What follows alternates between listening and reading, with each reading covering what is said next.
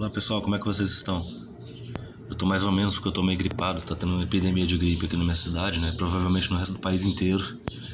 Eu fui afetado, eu tô com a garganta bem ruim, mas se Deus quiser, logo logo eu tô bom. Vocês não entraram no canal errado, é o meu canal mesmo assim de miniaturas, e esse aqui é a primeira miniatura de avião que eu faço. Pelo menos na escala padrão assim pra valer, né?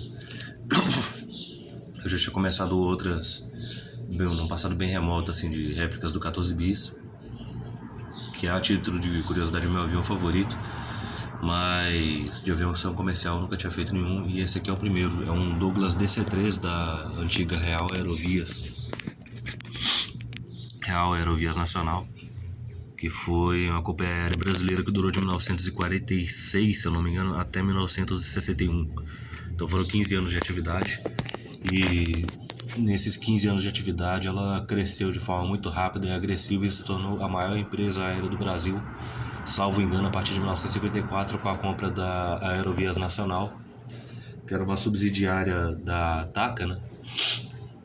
Transportes Aéreos do continente americano, que tinha sido estatizada.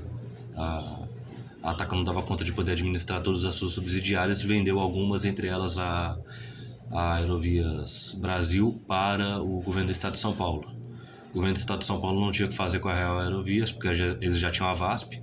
Aliás, eles não tinham o que fazer com a Aerovias Brasil, né, porque eles já tinham a VASP.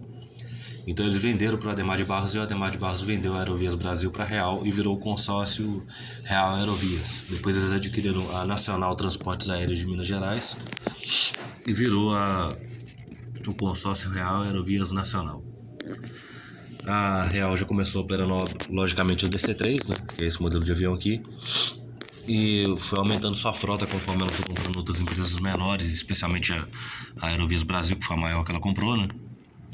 Então ela tinha uma frota muito grande de DC-3, tinha também Convair 240, 340, 440, tinha Curtiss C-46 Comando, e o ápice da frota deles foi justamente o Lockheed Super Constellation L10-49H.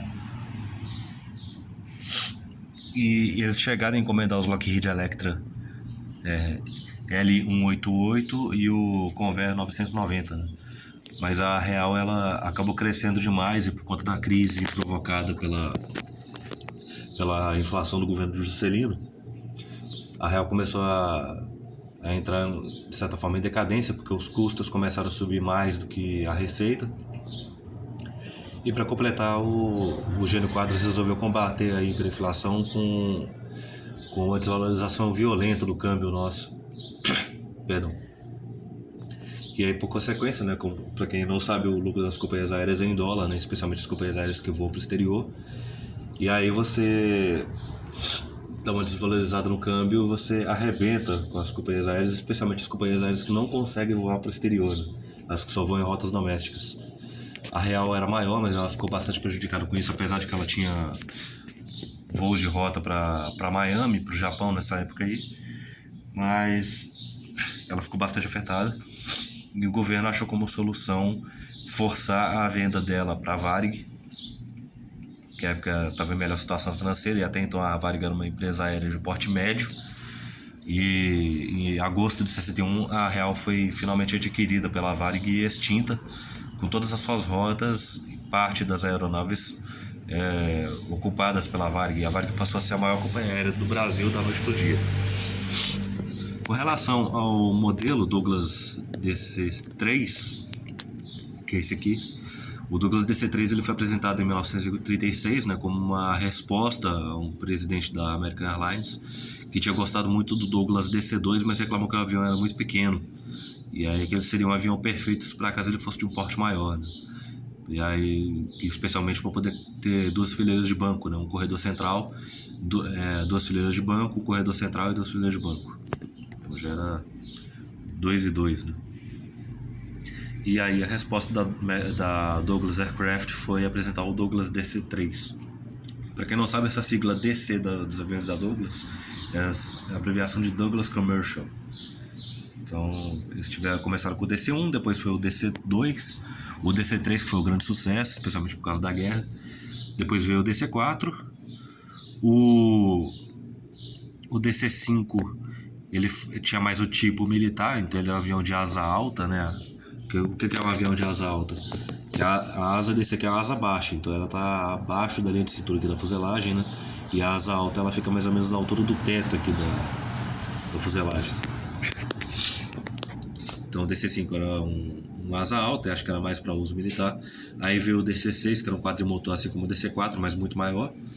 E o DC-7, que já foi uma baita evolução do DC-6 também, que já com motores Curtiss-Wright. O DC-6 ele utilizava motores Pratt & Whitney um pouco mais fracos, né, e com hélices tripás. O DC-7 ele usava motores Curtiss-Wright, que eram o mesmo que equipavam o Super Constellation da Lockheed, e com hélices quadripás, né. E na versão C, o DC-7 ele foi um baita sucesso, especialmente sendo operado pela Panair do Brasil. E depois já veio o jato DC-8, o DC-9, que era um jato doméstico que não chegou a ser operado para valer aqui no Brasil. O DC-8 foi operado pela Panair do Brasil, né? E depois foram arrendados pela Varig quando a Panair foi fechada, né? E por fim já veio o McDonnell Douglas DC-10, que era um trijato widebody já surgido em 1970, né? Que ficou bastante marcado aqui no Brasil com uso pela Varig na série 30, né? Que era uma série para rotas internacionais. E a última evolução dos aviões da McDonnell Douglas foi o MD-11, né? Que, falando de grosso modo, era um DC-10 alongado com winglets nas asas, né? Winglet, para quem não sabe, é aquelas pontinhas viradas para cima, assim, na ponta da asa. E só que a McDonnell Douglas já estava meio em fim de carreira, por fim ela foi vendida para a Boeing e extinta, salvo engano, em 98. Mas a marca Douglas é tão poderosa que até hoje a Boeing ela utiliza a antiga logomarca da McDonnell Douglas como a logomarca própria dela, né? E voltando à sequência, eu contei a história da Real Aerovias, contei um pouco do DC-3 e um pouquinho de preâmbulo sobre a McDonnell Douglas. Agora vocês vão me perguntar por que eu fiz esse avião. Além de fã de automóveis antigos nacionais, eu também sou fã da aviação. Eu tenho duas aviações que eu adoro. A aviação da era pioneira, tanto do Santos Dumont como também dos irmãos Voisin da França. Tinha o Blériot, o Dimitri Sanson-Delavaux, que foi o primeiro a realizar um voo de avião no Brasil. De certa forma, dos Wrights, apesar deles não terem sido de fato os primeiros a voar segundo os critérios estabelecidos na época, né? O primeiro a voar de fato, assim, da forma como a gente entende, que é decolar pelas próprias forças, permanecer no ar e pousar, foi o Santos Dumont com 14 bis. Mas eu não vou entrar nessa polêmica agora. Mas enfim, eu sou muito fã dessa fase desses aviões, né? Uma fase extremamente interessante, até com vários aviões que a gente nem imaginaria que existiram, né? Pra quem... Se você falar para qualquer pessoa, acha que vai vir na imaginação de uma criança, mas esses aviões existiram de verdade, é uma coisa muito interessante. Geralmente com estrutura de madeira e entelados com um tecido bem leve, né? No caso do 14 bis era frejó, bambu e seda japonesa. O Demoiselle também, que foi a evolução do 14 bis. Você tinha o Antoinette 7 e vários outros aviões na época, né? Espetaculares, pelo menos pro meu gosto. E aí você tem os aviões comerciais, né? E eu tenho muito apreço pela aviação comercial brasileira. Especialmente os chamados anos dourados, né? Então você tinha a Real Aerovias, você tinha a Cruzeiro do Sul, você tinha a Varig, você tinha a VASP, você teve... eu não sei se eu já falei Panair do Brasil, né? A Panair do Brasil você também tinha. Teve várias nesse sentido. E em uma conversa que eu tive com um amigo meu, eu tenho um amigo meu da minha idade, mas o pai dele, que também acabou virando meu amigo, já tem seus 83 anos. E o pai dele adora história, assim como eu e tal. Então a gente tem um entrosamento muito bacana. E ele me contou que o primeiro voo que ele tinha feito na vida como passageiro foi num Douglas DC-3 da Real Aerovias em janeiro de 1961. E poucos meses depois, em janeiro de 1961, em agosto de 61, como eu falei, a Real Aerovias foi comprada pela Varig e extinta, né?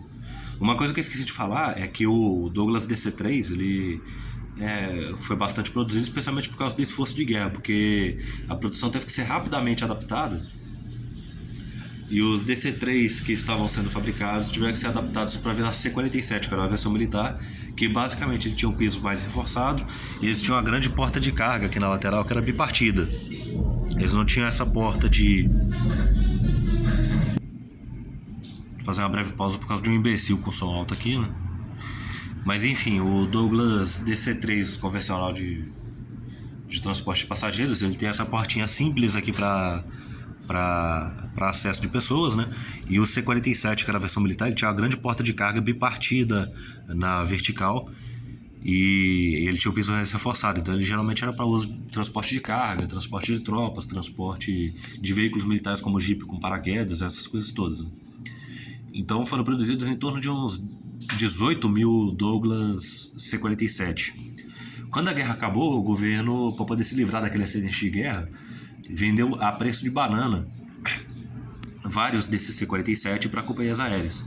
Então muitas companhias aéreas que já existiam e que eram pequenas se consolidaram graças a essa compra de excedente de C-47, e algumas outras que se tornaram fortíssimas e bastante lendárias nasceram graças a eles. Então, por exemplo, a gente tem a TAP de Portugal, né, os Transportes Aéreos Portugueses, a recém-finada Alitalia também surgiu mais ou menos com base nos DC-3, né, que é o antigo C-47, embora ela tenha utilizado no seu início muito mais aviões de procedência italiana, fabricados pela Fiat, né, mas ela também dependeu bastante do C-47.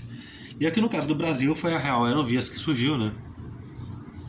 Teve no caso a Real, né, depois teve a Aerovias Brasil, a Varig que se consolidou com a compra desse C-47 em 1948. Você tem a Panair do Brasil também que foi adquirindo, a Cruzeiro, ela para poder dar uma nacionalizada logo porque ela era de capital alemão, né? E para poder dar uma agilizada no processo de nacionalização do seu capital, o governo americano deu de presente para Cruzeiro do Sul, se eu não me engano, 3 Douglas DC-3 0 km novinhos para poder já dar uma acelerada no processo, né? Porque tinha uma grande política anti-germânica no país, né? Especialmente aqui mais pro lado dos aliados, né? Então, para poder dar uma agilizada na nacionalização da Cruzeiro do Sul, eles deram uns 3 Douglas DC-3 novinhos, né? Como eu já falei, a Panair já utilizou, a VASP utilizou, inclusive, se eu não me engano, no chamado Espaço Catavento em São Paulo, tem o antigo DC-3 da VASP. Você tem DC-3 da Varig no Boulevard Laçador, em Porto Alegre. Infelizmente, um burocrata imbecil destruiu assinou um decreto destruindo o DC-3 Vitor Bravo Fox lá no Galeão, né? Na área industrial do Galeão. Então, tipo assim, alguns sobreviveram, então aí outros infelizmente foram destruídos pela ignorância, se não por acidentes ou pelo conflito, foram destruídos pela ignorância, né? Isso vale lembrar também a destruição dos antigos sucatão, né? Os Boeing 707 convertidos para KC-137 para uso da Força Aérea Brasileira. E o 2401, que tinha sido avião presidencial, foi destruído em 2014. O 2404 ele foi perdido em acidente mesmo no Haiti durante a decolagem. O 2403 eu não lembro exatamente o que aconteceu com ele. O 2402, que durante o período na Varig tinha apelido de expressinho cubano, foi destruído também, né? Deixa eu dar uma pausa rapidinho. Bom, retomando, que tive uma breve interrupção aqui. Mas enfim, aí infelizmente o 2402, que tinha apelido de expressinho cubano, por ter sido sequestrado 2 vezes em 69 e uma vez em 70, justamente pelo mesmo grupo terrorista para o mesmo destino que era Cuba, o avião ganhou o apelido de expresso cubano, foi vendido para a Força Aérea em 1986, ganhou uma matrícula FAB 2402 e infelizmente foi destruído por escavadeira também na área industrial do Galeão, também da mesma forma, né, com a retroescavadeira. Então, infelizmente, esse é um país que não preserva a sua memória. Mas coisa de abnegados tentar fazer isso, né? Então, pelo menos da minha parte, eu não tenho como preservar um avião de verdade, mas pelo menos já fica aqui as maquetes representando, assim como os automóveis que vocês estão vendo aqui. E para quem veio ver automóvel também, já temos linha aqui de automóveis aqui para ser finalizados. Esses são da minha coleção, não são encomendas, né? Tem duas DKV Universal 56, um Opala SS4 74, um Opala Especial 74, um Galaxy 500 74 e um Opala de luxo 70. Então é isso, basicamente só queria contar essa história desse E3 da Real Aerovias, né? Então era basicamente isso. Se vocês gostaram, deixa a curtida de vocês aqui, compartilha com quem gosta. E em breve eu já trago mais novidades. Um abraço a todos e até a próxima.